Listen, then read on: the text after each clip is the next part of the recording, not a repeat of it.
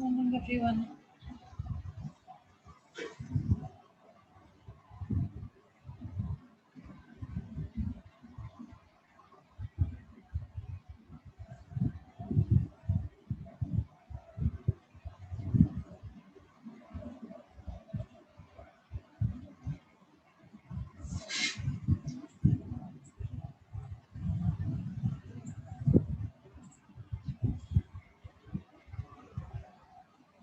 Is this screen visible? And am I audible? Yes, ma'am. Okay. In the last class, so we discussed NPV. We were discussing net present value method, which was the first among the modern techniques. और हमने machine ए और machine B की जो हमारी annual earnings थी उनको 10% के discount rate के हिसाब से कंसिडर करके हमने फॉर्मूले में वैल्यूज पुट की थी। तो जो हमें मशीन ए का वैल्यू मिला था वो -3000 मिला था। -3000 मीन्स की इनफ्लो कम था एंड आउटफ्लो ज्यादा था। मशीन बी से हमको 1835 का बेनिफिट हुआ था। जो अगर हम ए और बी प्रोजेक्ट में कंपैरिजन करेंगे तो आउटपुट आया था कि project B is better.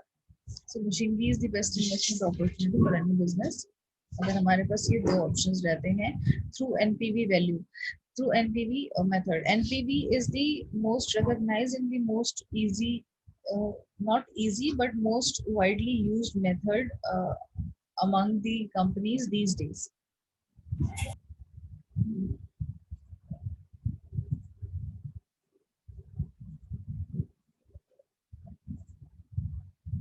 These are some more examples you can say, you can consider.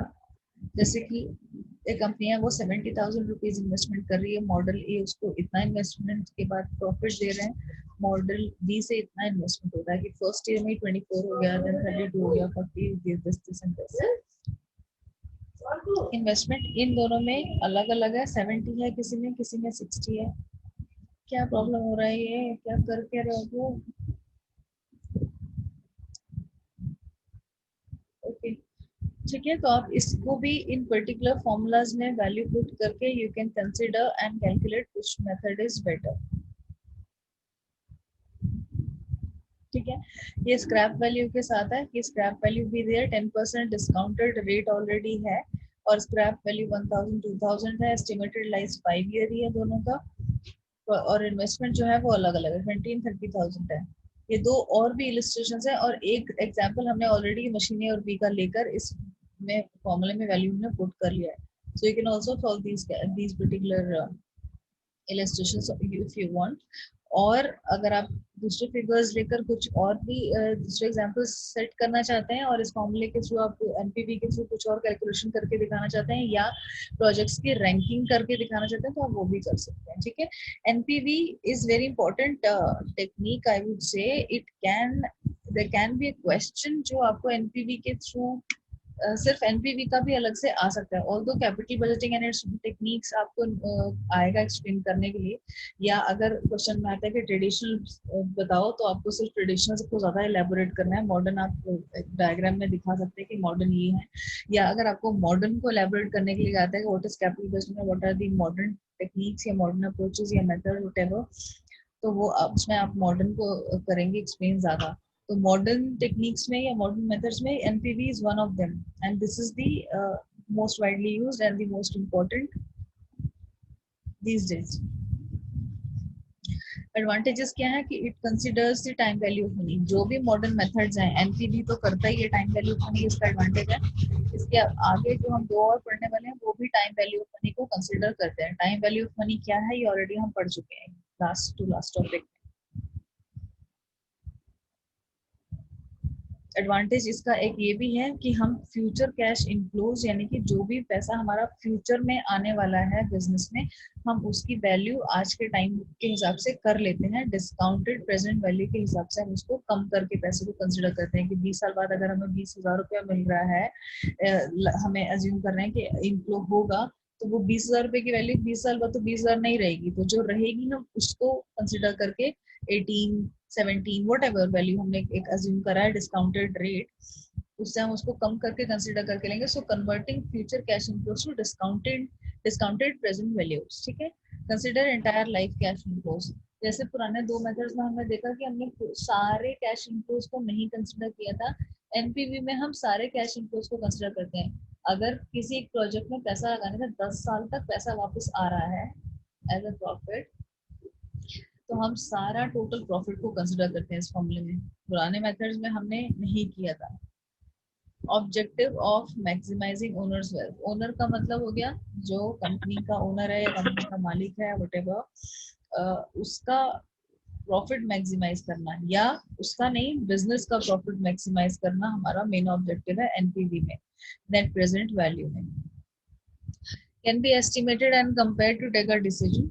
इसमें भी हम एस्टिमेट भी लगा सकते हैं, अंदाजा भी लगा सकते हैं अगर तो कोई एक प्रोजेक्ट है उसका, और अगर एक से ज्यादा प्रोजेक्ट्स हैं तो कंपैरिजन करके भी हम एक डिसीजन ले सकते हैं that which is the best one. और बेस्ट वन नहीं भी करना है तो हम एटलीस्ट रैंकिंग भी कर सकते हैं. ठीक है. It is based on profitability and liquidity. Give me a minute, please. Excuse me.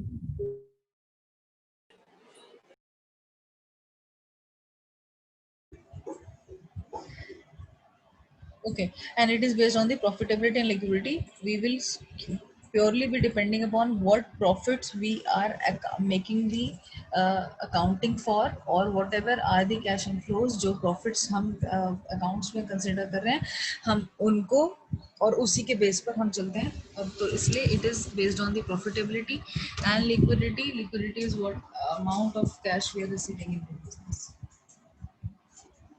Disadvantages भी हैं इस मेथड की कुछ. कंप्यूटेशन थोड़ा डिफिकल्ट है. जैसे कि इजी था पे बैक पीरियड में या जो भी और पुरानी दूसरी टेक्निक थी उसमें वो कंप्यूटेशन बहुत इजी नहीं था. इजी था उस मेथड में, इसमें बहुत इजी नहीं है, क्योंकि पहली चीज़ तो हमें हर एक एनुअल कैश इनफ्लो को डिस्काउंटिंग रेट के हिसाब से उसकी वैल्यू को कैलकुलेट करना पड़ रहा है और फिर हमको फॉर्मूले में पुट करके रखना पड़ रहा है. तो it is difficult to compute, not easy inappropriate to determine discount rate.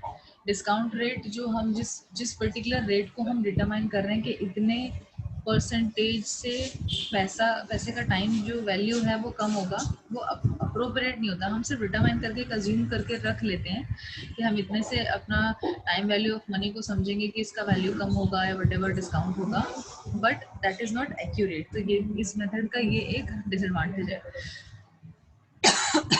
कैसे कि हम कंसिडर कर लेते हैं, जैसे हमने पीछे इलस्ट्रेशंस में एग्जांपल्स में 10% डिस्काउंट रेट लिया, यानी कि इसका मतलब है कि हम ये अज्यूम कर रहे हैं कि हर साल पैसा अपनी वैल्यू 10% के हिसाब से कम हो जाएगी, उसकी डिस्काउंट हो जाएगा उसका परचेजिंग पावर पे या कुछ भी. जो कि फ्यूचर में क्या होगा इतना एक्यूरेटली अज्यूम करना या एक्यूरेटली डिटरमाइन करना वो चीज़ उतना पॉसिबल नहीं है. That is why this is one of the disadvantage of this method. Difficult to estimate cash inflows due to uncertainty. हम ये हमने एक estimate हम फिर भी लगा लेते हैं inflows का whenever we are choosing or deciding to choose an investment, but future inflows जो भी cash की होंगी वो इवन होंगी, अनइवन होंगी और होंगी भी कि नहीं होंगी, that is because it is involved in future things. So वो अनसर्टेनिटी का पार्ट रहता है ये भी. तो any project has got uncertainty वाला इशू, तो हर किसी का डिसएडवांटेज रहेगा ही, क्योंकि हमें भी फ्यूचर पता नहीं है कि क्या होगा. हम सिर्फ एज्यूम कर रहे हैं कि इतना पैसा इससे आएगा next year, first year, second year, third year, 20 years के बाद, 15 ईयर्स के बाद, वट एवर जो भी प्रोजेक्ट की लाइफ है. बट एक्चुअल में वो होगा ही नहीं होगा, वो हमें तभी पता चलेगा जब हम फ्यूचर में उसका काम उसको हम प्रोजेक्ट को स्टार्ट करके काम उस पर करने लग जाएंगे तब. So we covered 3 methods now until this particular PPT. 3 हम मेथड्स कवर कर चुके हैं. मुझे बताइए किसी को अभी तक कुछ इशू आ रहा है तो, कुछ क्वेश्चन है तो बताइए.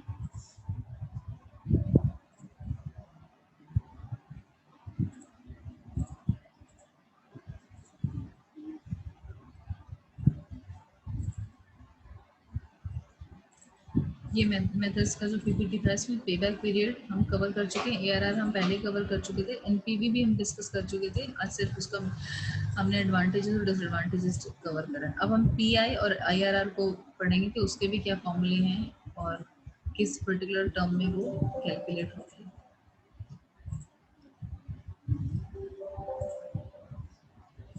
PI is the profitability index method. जैसे कि ये इंडेक्स बताता है, तो इस पर्टिकुलर मेथड में जो भी कुछ हम कैलकुलेट कर रहे हैं वो हमको रेशो की फॉर्म में आता है, रेशो की फॉर्म में आता है।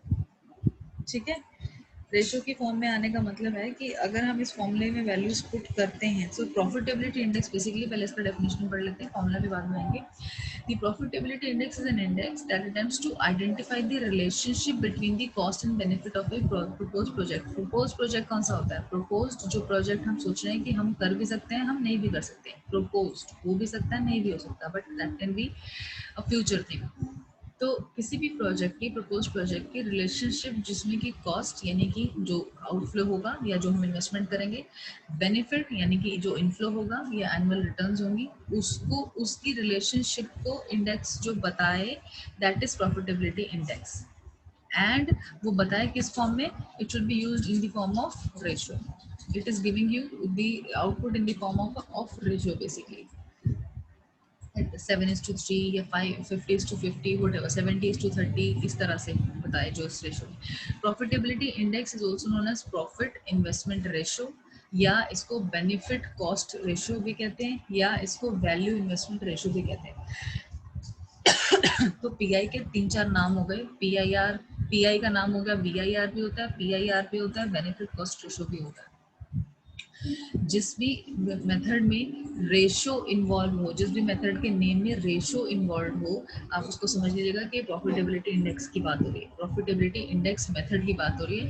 और इसमें आपको कैलकुलेशन जो है वो रेशो के बेस पर होता है, और कोई भी प्रोजेक्ट जो आपको इसको कंसिडर करना है कि वेदर इट इज़ प्रॉफिटेबल और नॉट, या इन्वेस्टमेंट करना चाहिए या नहीं करना चाहिए, वो हम आइडेंटिफाई कर सकते हैं कि अगर वैल्यू पुट करने के बाद, फॉर्मूले के अंदर वैल्यू पुट करने के बाद प्रॉफिटेबिलिटी इंडेक्स 1 आ रहा है या 1 से ग्रेटर आ रहा है तो बहुत अच्छी बात है, या एटलीस्ट 1 भी आ रहा है तो हम प्रोजेक्ट को एक्सेप्ट कर सकते हैं। या पीआई 1 से कम जा रहा है, जैसे कि पॉइंट में आ रहा है, 0.8 आ रहा है, 0.6 आ रहा है, 0.5 आ रहा है, कुछ ऐसा आ रहा है, तो उस प्रोजेक्ट में इन्वेस्टमेंट करने से हमें लॉस होगा, तो उसको हमें रिजेक्ट कर देना। ठीक है, so P I is equal to present value of cash inflow. Inflow मतलब टोटल अर्निंग्स, हमने एनुअल अर्निंग्स कर ली जितनी भी थी हमारे पास, टोटल आई एक साल में 5,000, 10,000, टोटल मिला के सपोज सारी अर्निंग्स मिलाकर आई 50,000, और हमने इन्वेस्टमेंट किया था 60,000 का। तो 50,000 डिवाइडेड बाय 60,000 जब आप करेंगे, so it will give you a lesser value than 1। एक से कम का वैल्यू देगा आपको, एक से कम का वैल्यू दिया, यानी कि 60 लगाए थे मैंने, 50 मुझे मिले हैं, तो मुझे प्रोजेक्ट नहीं लेना चाहिए। और ऑब्वियसली उसका अगर आप इसको 50 डिवाइडेड बाय करेंगे 60, तो अब वो आपको माइनस, नॉट माइनस बट 1 से कम का वैल्यू देगा। So that will help us or help you to take a decision that it should not be, this project should not be chosen. ये किसका आप इलस्ट्रेशन ले सकते हैं कि 12% का डिस्काउंट रेट हम ले रहे हैं, पहला प्रोजेक्ट है का CO या C0 या जो भी है, C2, C1, C3, these all are the other projects जिसमें कि इन्वेस्टमेंट किया जा रहा है। और इस तरह से हमको कैश इनफ्लोज हो रहे हैं। कैश इनफ्लो 1 हुआ पहली बार में, ए प्रोजेक्ट में 4,000 बिल्कुल माइनस में आया, सेकेंड टाइम में जीरो इन्वेस्टमेंट, जीरो प्रॉफिट हुआ, थर्ड में हमारे पास 4,000 रुपये आया, और थर्ड फोर्थ में हमारे पास 2,000 रुपये आया।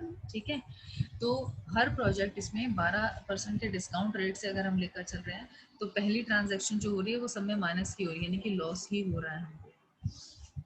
इस तरह से आप दिखाकर इस पर्टिकुलर चीज़ में आप इस फॉर्मूले में इस वैल्यू को रख के दिखा सकते हैं, 0 जा रही है वैल्यू, या 1 से नीचे जा रही है, या 1 से ऊपर जा रही है, जो भी जा रही है उसके हिसाब से हम इसको दिखा सकते हैं कि project ABCD which one is beneficial for us to go. ठीक है,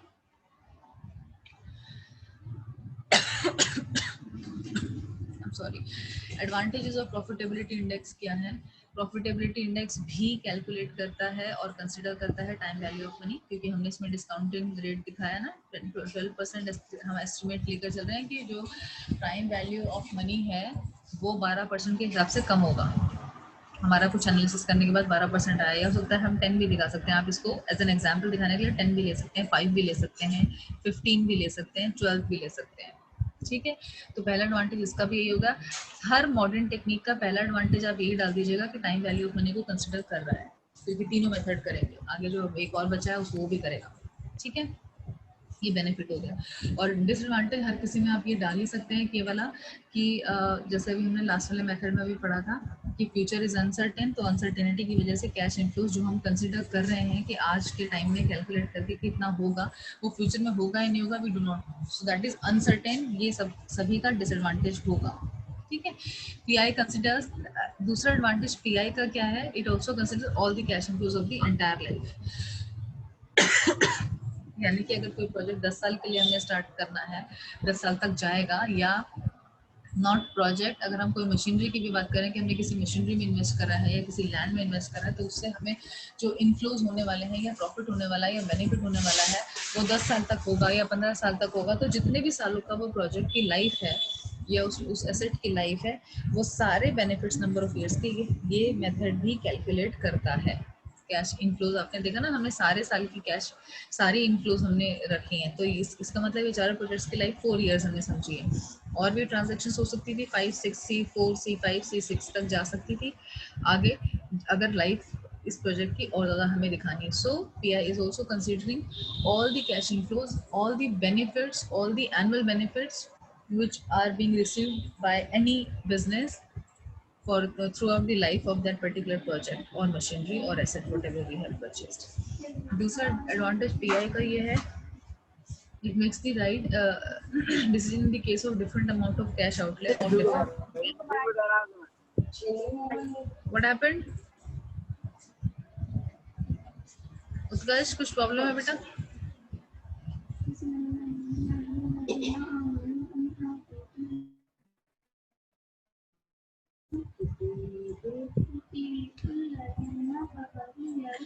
तो पीआई क्या करता है, पीआई एक ऐसा मेथड है जिसमें कि अगर वो केसेस जिसमें कि हमने डिफरेंट अमाउंट ऑफ इन्वेस्टमेंट किया है और डिफरेंट प्रोजेक्ट्स हैं, प्रोजेक्ट्स मतलब different duration of the projects हैं, उनका भी हम कंपैरिजन कर सकते हैं, क्योंकि एक का दूसरे से कोई लेना देना नहीं है। हमें सिंपली रेशो में कैलकुलेट करना है, डिवाइड करना है पर्टिकुलर सम को, total investment cash inflow divided by cash outflow करना है। तो हम जिस भी प्रोजेक्ट का जितना भी टोटल कैश आउटफ्लो हमने एक बार भी कर रहे हैं, इनफ्लोज अगर 10 बार हो रहा है तो 10 का टोटल करके हमने यहाँ डाल दिया, 5 बार हो रहा है तो 5 का टोटल करके हमने डाल दिया। तो डिफरेंट अगर लाइफ स्पैन भी है, डिफरेंट अगर लाइफ है किसी 2, 3, 4 प्रोजेक्ट्स की अलग अलग, की कोई प्रोजेक्ट 4 का है, कोई प्रोजेक्ट 5 साल की लाइफ है, और डिफरेंट अमाउंट ऑफ इन्वेस्टमेंट्स भी हैं, तो भी हम कंपैरिजन कर सकते हैं इस मेथड के थ्रू। इसका बेनिफिट एक ये है, बहुत बड़ा बेनिफिट एक ये है, जो पिछले मेथड्स में हमने अभी तक नहीं देखा। किसी में हमको इन्वेस्टमेंट सेम रखना था, किसी में हमको life of the project same रखना था, लेकिन इस पर्टिकुलर मेथड में अगर अलग अलग आपके पास लाइफ ऑफ प्रोजेक्ट्स है, अलग अलग आपके पास इन्वेस्टमेंट के अमाउंट है, तो भी हम कंपैरिजन कर सकते हैं। सिर्फ हमको ये देखना है कि कौन सा जो मेथड, कौन सा जो प्रोजेक्ट है उसमें हाईएस्ट वैल्यू जा रहा है 1 से, अगर ऊपर जिसका भी ज़्यादा से ज़्यादा ऊपर जा रहा है, that will be the best project for us.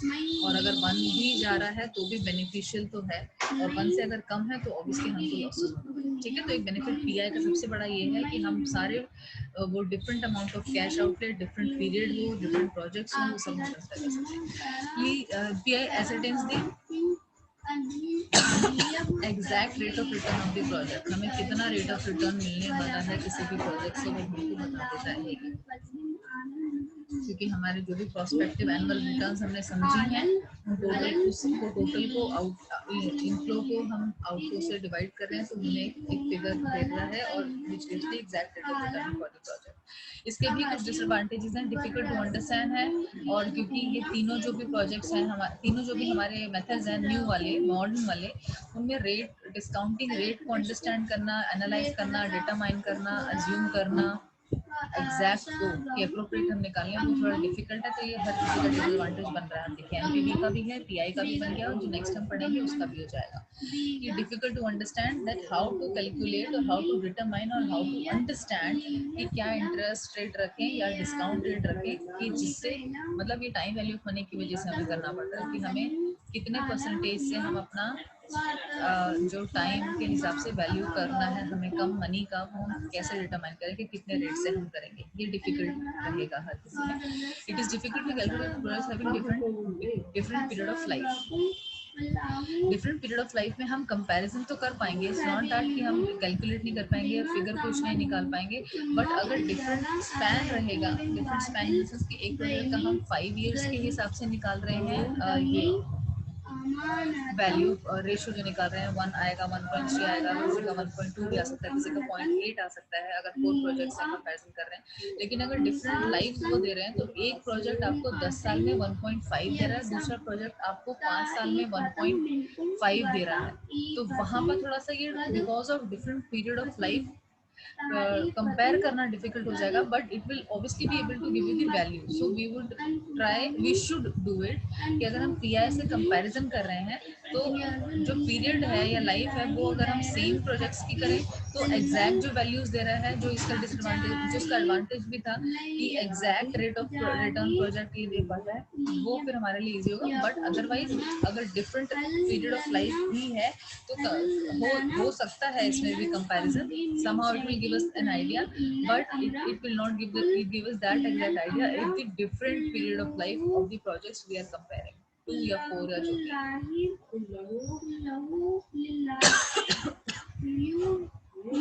Last जो मेथड है, लास्ट मेथड है हमारा, ये वो है internal rate of return.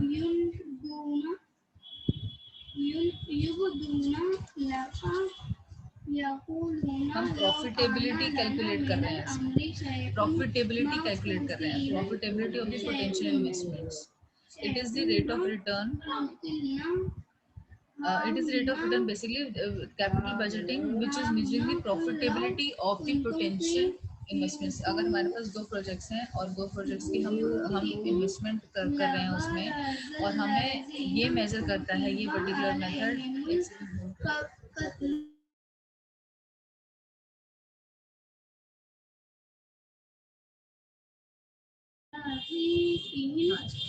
sorry, so IRR basically is the discount rate that makes the net present value, आज की जो वैल्यू है मनी की, of all the cash inflows from a particular project equal to 0।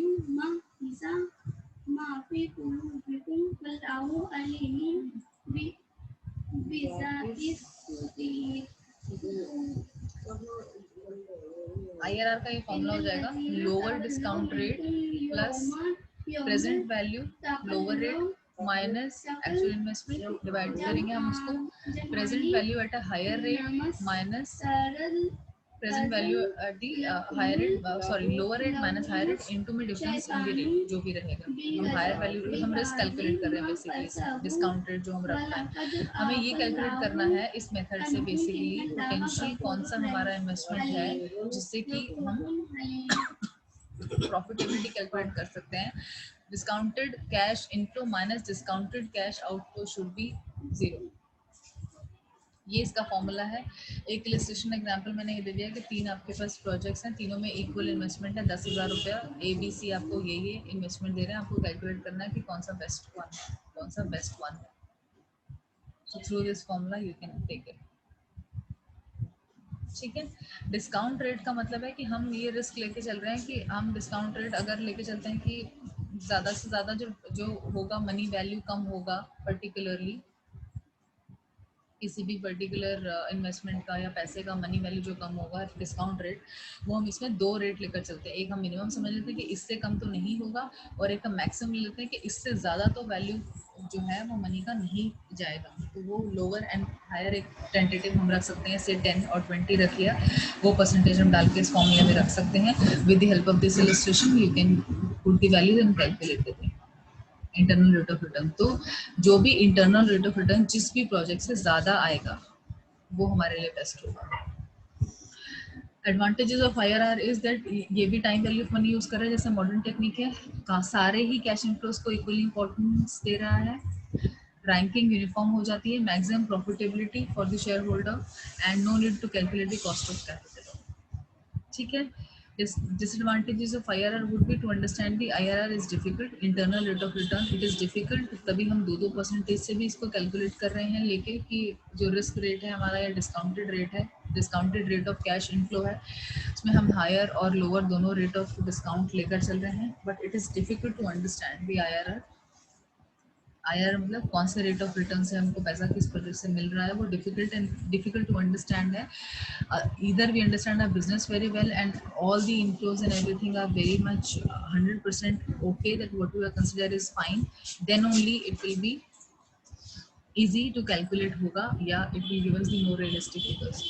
Not helping for comparing two different investments.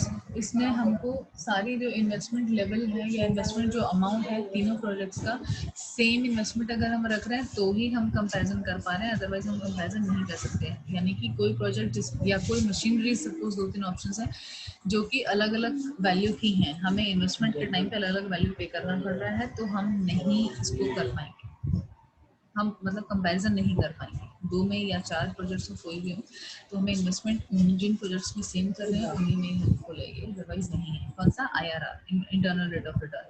Unrealistic assumptions हम बहुत सारी करते हैं, क्योंकि internally we are whatever is happening in our organization is what we are considering more, rather than कि बाहर की market में क्या हो रहा है वो हम कंसिडर करें. This particular topic from my end is completed now. All the methods we have completed. Economics में तो हमको इतना ही करना था, capital budgeting and it's methods. अगर मैं आपको शेयर करती हूँ सिलेबस की स्क्रीन फॉर अ मिनट,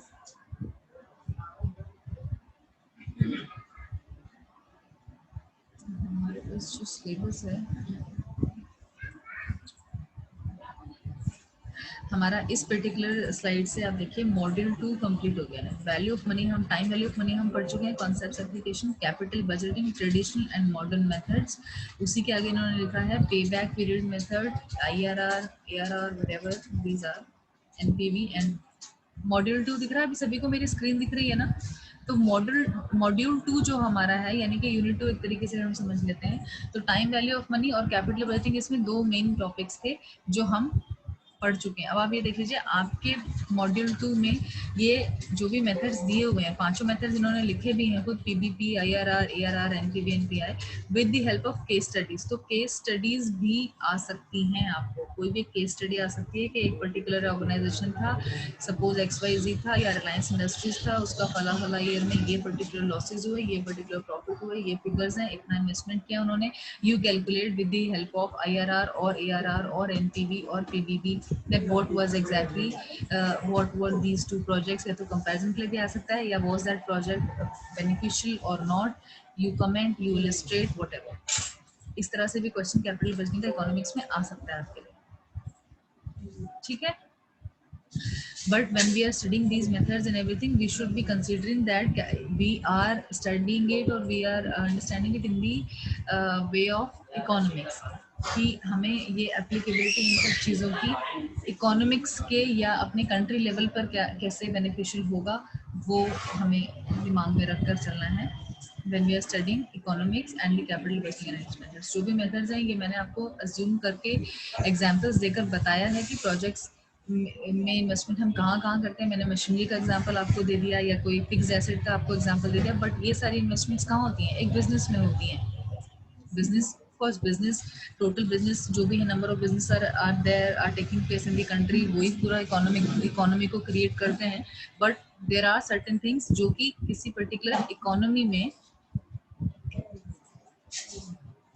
अगर हमें लेना पड़े या गवर्नमेंट ऑफ इंडिया को कुछ डिसीजंस लेने पड़े, ऐसे कुछ प्रोजेक्ट्स हैं उनके पास या ऐसे कुछ उनके पास भी इन्वेस्टमेंट डिसीजंस हैं जो उन्हें लेने पड़ते हैं. गवर्नमेंट ऑफ इंडिया को एज एन इकोनॉमी हमको इकोनॉमिक डिसीजंस लेने पड़ते हैं.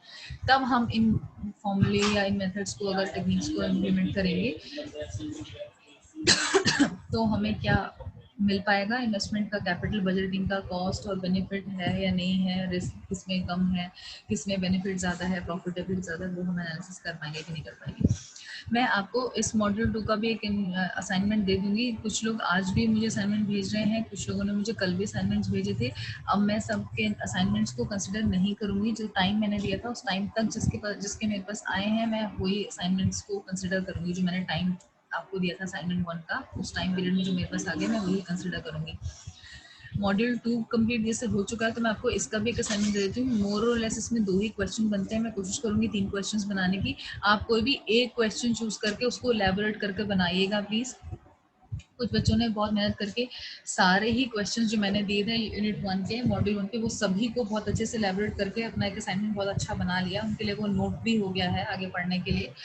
बट अगर आप एक क्वेश्चन को भी एलैबोरेट करके बहुत अच्छा सा बनाकर 4-5 एटलीस्ट 5-6 शीट्स का एक आंसर आपको कंसिडर करना है कि आपको लिखना ही पड़ेगा, because you will get all the long questions.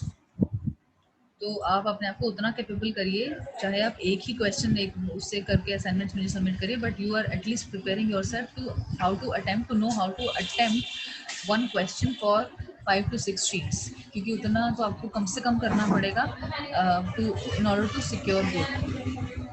Her question आपका लॉन्ग टर्म है, 14-15 मार्क्स का अगर एक क्वेश्चन है तो आपको उसमें कम से कम 6 शीट्स तो आना चाहिए लिखने के लिए। Try to put your assignments और your examination answers in diagrammatically form. जो भी आपको पॉइंट्स मिल रहे हैं उसको डायग्राम के फॉर्म में या ट्री की फॉर्म में या एक सर्कल की फॉर्म में आप उसको दिखाकर अगर डायग्रामेटिकली अगर आप अपने आंसर्स को लिख रहे हैं तो that will be more scoring for you guys. ठीक है, तो सेकंड मॉड्यूल मेरा कंप्लीट हो गया है। एक मुझे 2 मिनट दीजिए, मैं अटेंडेंस आपका क्लिक कर लेती हूँ, उसके बाद मैं आपको नेक्स्ट टॉपिक का बताती हूँ क्या कवर करने वाले हैं। अगर कुछ हो जाएगा कवर अभी तो मैं वो भी स्टार्ट कर सकती हूँ नया टॉपिक।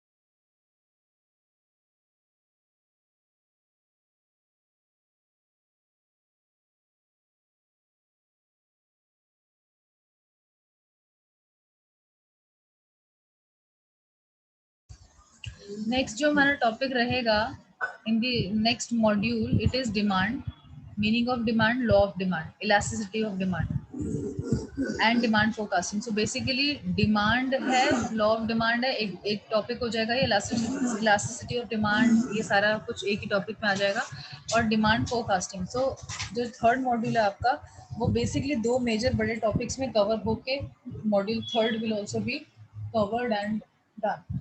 तो मैं लॉ ऑफ डिमांड आपको स्टार्ट कर देती हूँ अभी। We have got 5 more minutes, so let's start a new topic.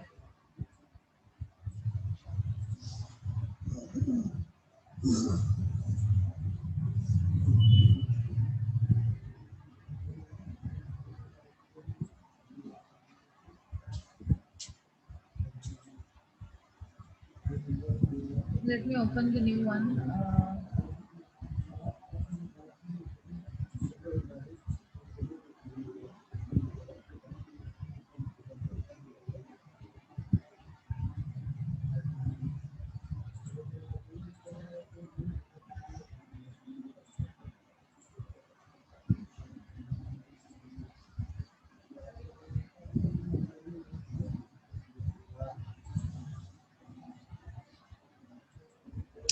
Screen दिख रहा है मेरा सभी को?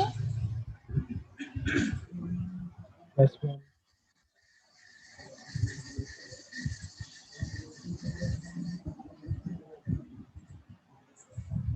ओके,